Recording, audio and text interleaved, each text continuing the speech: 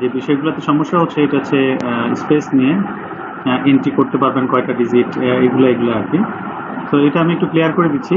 আমাদের এই হলুদ দাগ যেগুলা সেটা হচ্ছে আমি আপনার হচ্ছে যে এই এই কলামে কয়টা করে এন্ট্রি করতে পারবেন, কয়টা করে ডিজিট বসাইতে পারবেন, এগুলোর সংখ্যা দেওয়া আছে। আর এটা তো হচ্ছে কলাম নাম্বার, এটা জানিনি। সো এটা তো হচ্ছে যে আপনার হলো এই কলামে 5টা ডিজিট বসাতে পারবেন, এখানে 11টা ডিজিট, এখানে 9টা ডিজিট, এখানে প্রত্যেকটা জায়গায় 5টা করে ডিজিট বসাতে পারবেন, এখানে প্রত্যেকটা কলামে 11টা করে ডিজিট বসাতে পারবেন, এখানে 9টা করে ডিজিট বসাতে পারবেন, এরকম এরকম। আর মোট এটা সম্ভবত অটোফিল, এটা নিয়ে আর কিছু করা নাই। এই জায়গার ক্ষেত্রেও তাই, এই জায়গাটা হচ্ছে মোট অটোফিল আসবে আর কি। আচ্ছা, এটা হচ্ছে দেশি জনবলের ক্ষেত্রে, এবং এটা হচ্ছে বিদেশি জনবলের ক্ষেত্রে। বিদেশি জনবলের ক্ষেত্রেও এই জিনিসটা সেম থাকবে। তো আপনার হচ্ছে এই গেল দেশি জনবল এবং বিদেশি জনবলের টোটাল কলামের ডিজিট সংখ্যা। আচ্ছা, এখানে আপনার আসতেছে হচ্ছে যে উৎপাদন এবং উৎপাদন সংক্রান্ত কাজে নিয়োজিত কর্মকর্তা ও কর্মচারী, হ্যাঁ, জনবল। তো এখানে আসলে মূলত কাদের কাদেরটা এখানে যোগ হয়েছে, এটা হচ্ছে যে আপনারা দেখবেন যে সেকশন 2 এর আপনার হচ্ছে যে দেশি জনবলের ক্ষেত্রে এটা হচ্ছে 7, 9 এবং 11 এই তিনটা রো, হ্যাঁ, 7, 9 এবং 11 এই দুটার ছেলের যে পুরুষের যেটা দিচ্ছেন এবং মেয়েদের ক্ষেত্রে হচ্ছে 8, 10, 11 এই তিনটায় যেতে দিচ্ছেন, তার টোটালটাই আসলে এখানে স্থায়ী জনবল এবং অস্থায়ী জনবলের সংখ্যা আসবে।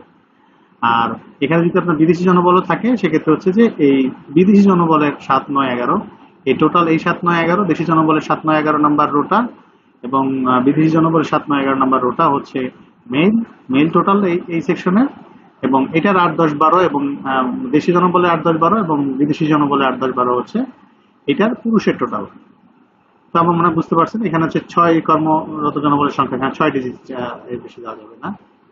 আচ্ছা, এখন স্থায়ী সম্পদের বিবরণ। স্থায়ী সম্পদের বিবরণের ক্ষেত্রে আপনার হচ্ছে যে এই যে হলুদ মার্ক, এখানে 12টা ডিজিট, এখানে 11টা ডিজিট, এখানে 11টা ডিজিট, 11টা ডিজিট, যেটা এই যে ব্ল্যাক শ্যাডো যেটা, সেটা তো আর আপনার হচ্ছে যে ইয়ে হচ্ছে না, সেটা তো আপনার হচ্ছে যে আর এন্ট্রি করার প্রয়োজন হচ্ছে না, স্কিপ করে এখানে চলে যায়। আর এখানে দেখেন আপনার হচ্ছে 3, 4, 5, 6, এখানে যেহেতু প্রত্যেকটাতেই আপনার হচ্ছে জমি, এখানে যে সংখ্যাটা আছে এখানে 3, 4, 5, 6, এটা 3, 4, 5, তারপরে বিয়োগ হচ্ছে 6 এবং 7। এখানে ক্যালকুলেশন এটা অটো ফিল আসবে, আপনার যে ডিজিটগুলো বসাবেন তার সাথে এটা অটোমেটিক ফিলে চলে আসবে আর কি। আচ্ছা, এরপর হচ্ছে আমরা যাচ্ছি সেকশন 4-এ। সেকশন 4-এ যেমন দেওয়া আছে হচ্ছে দেশীয় কাঁচামাল। এখানে সমস্যা পড়তেছে অনেকে যে দেশীয় কাঁচামালে একটা দিচ্ছি, দ্বিতীয়টা দেওয়ার সময় ঝামেলা হচ্ছে। এখানে এই জায়গায় একটা ক্যালকুলেশন আছে, পরিমাণ এবং মূল্যের যে ক্যালকুলেশনটা আছে এখানে 6 এবং 8, 6 এবং 8 নাম্বার কলামের সাথে বিয়োগ হবে হচ্ছে 10 নাম্বার কলাম। তো আপনি যখন যে দেশীয় কাঁচামালের যে অংশটা বলছেন আপনি আছে বলার পরে 6 এবং 8-এর যেটা মূল্য, 6 এবং 8-এর যেটা যোগফল এখানে হওয়ার কথা ছিল, অথবা 7 এবং 9 যোগফল হওয়ার কথা ছিল, এখানে কোনো একটা বা দুইটাতে জিরো থাকলে তখন আর ও আসলে ক্যালকুলেশন করতে পারে না। অর্থাৎ যে প্রোডাক্টটা আপনি আছেন তার প্রারম্ভিক পরিমাণ এবং মজুদ 2024 অর্থ বছরের পরিমাণ এবং মজুদের সংখ্যা এখানে কিছু লিখতে হবে। না হলে ক্যালকুলেশন এখানে সমস্যা হবে। এখানে যেহেতু এখানে ক্যালকুলেশন আছে দেওয়া, তো এখানে কোনো না কোনো ডিজিট আপনাকে এখানে লিখতে হবে, তাহলে হচ্ছে আপনার এখানে পরিমাণ বা মূল্যটা সমস্যা হবে না। আদারওয়াইজ ওই যে আপনার প্রোগ্রাম থেকে বের হয়ে আসবে। আর কয়টা করে লিখতে পারবেন সেখানে দেওয়া আছে যে 10, 11, 9, 12 এই কলামে সর্বোচ্চ এটা লিখতে পারবেন, এই কলামে এটা, এই কলামে এটা, এরকম আর কি বিষয়টা। আমি অলসো পিডিএফ ফাইলটা দিয়ে দেবো ভিডিও লিঙ্কের সাথে, এই এটার পিডিএফ ফাইলটা। আচ্ছা, এবার সেকশন 5-এর ক্ষেত্রেও তাই, এই 9, 11, 9, 11 এটার ক্ষেত্রে এরকম হয়েছে, এবং কিলোওয়াটের ক্ষেত্রে এটা পরিমাণ ও মূল্য, এটার ক্ষেত্রে 6, 7 এবং 5, 7 যোগফল বিয়োগফল হচ্ছে এর সাথে হবে। ক্যালকুলেশনটা আমার মনে হয় আর বোঝার কিছু নাই। আচ্ছা, সেকশন 6-এর ক্ষেত্রেও সেম কন্ডিশন, যেহেতু এটা 8, 9 এবং 11 যোগ করে, এখানে কোন প্রতিষ্ঠানে থাকলে আপনার হচ্ছে সংখ্যাটা বলবেন। আর এমন ভাবে টোটাল লিখতে হবে যেমন 8, 9, 11 বিয়োগ 7, এটা নিয়ে অবশ্যই 12 ডিজিটের বেশি না হয়।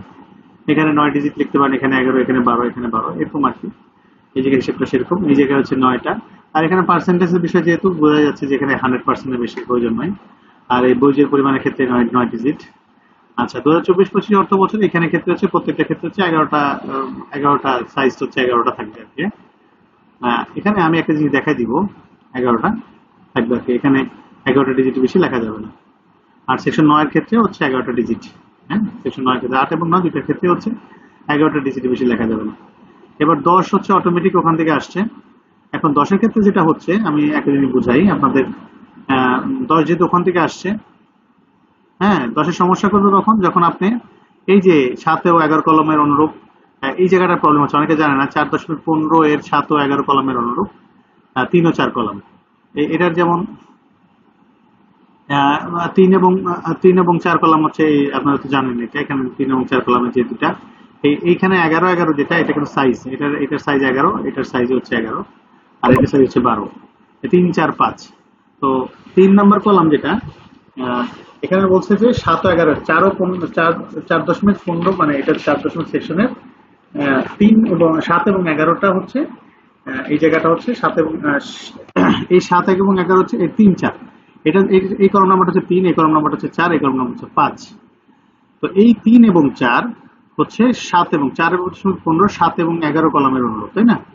তো ওইখানে আপনার হচ্ছে যে ডিজিট 3 এবং 4.7 এবং 11 যেটুকু সাইজ ছিল, ওই সাইজটা হচ্ছে এখানে অটোমেটিক চলে আসছে। এগুলা ফিল্ডের ক্ষেত্রে এটা অটোমেটিক চলে আসছে, 10-এর ক্ষেত্রেও তাই, পরেরটার ক্ষেত্রেও তাই, 3 ও 4 কলামের অনুরূপ। আচ্ছা, এটার ক্ষেত্রে তাই।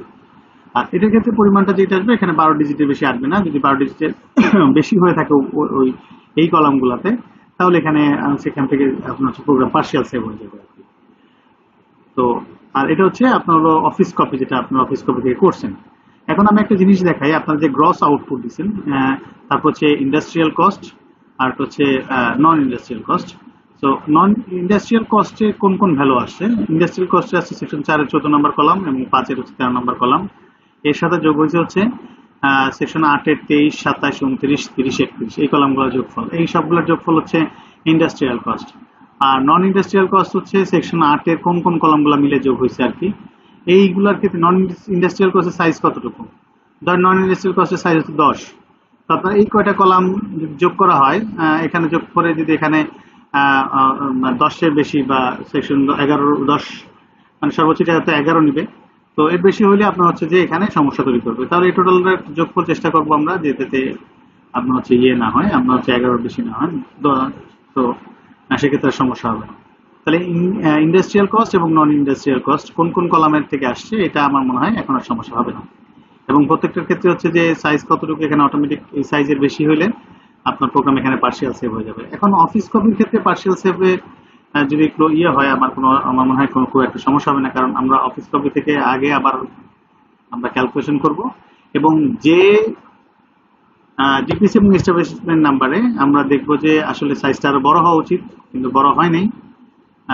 তো সেক্ষেত্রে যেটা করণীয় সেটা হচ্ছে যে এই যে বড়, যেটা মানে বড় করার যে পসিবিলিটি, এটা হচ্ছে আপনি আমাদেরকে কোশ্চেনার দিয়ে দিবেন, আপনারা আপনাদের মতো করে এইটাকে ঠিক রেখে এন্ট্রি করবেন, এরপরে কোশ্চেনারটা আমাদের কাছে দিয়ে দিবেন। আমরা পরবর্তীতে আমাদের ফিল্ডের সাইজ বাড়িয়ে আপনাদের ওই প্রশ্ন দেখে দেখে এটা ইনপুট দিয়ে দিব।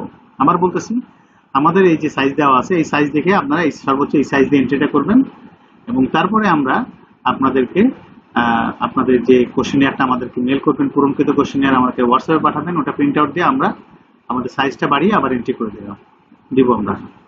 এখন আসলে সাইজটা বাড়ানো কমানো এটা রিস্কি ব্যাপার থাকে টোটাল ডেটা সেটের জন্য। তো এই হলো বিষয়, আপনারা বুঝতে পারছেন সবাই। থ্যাংক ইউ, আসসালামু আলাইকুম। আমি পিডিএফ ফাইলটা দিয়ে দিব আর ভিডিও লিঙ্কটা দিব। থ্যাংক ইউ, আসসালামু আলাইকুম।